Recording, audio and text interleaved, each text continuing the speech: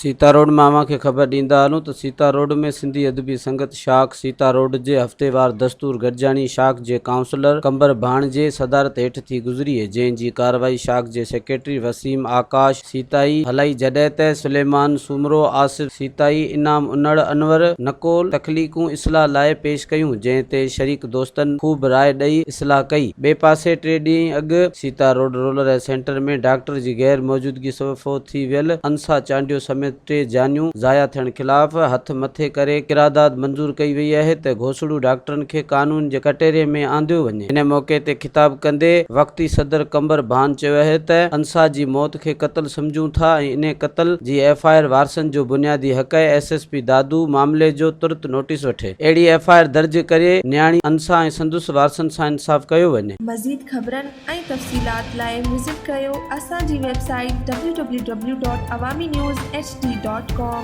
ऐं ॾिसंदा रहो अवामी न्यूज़ HD।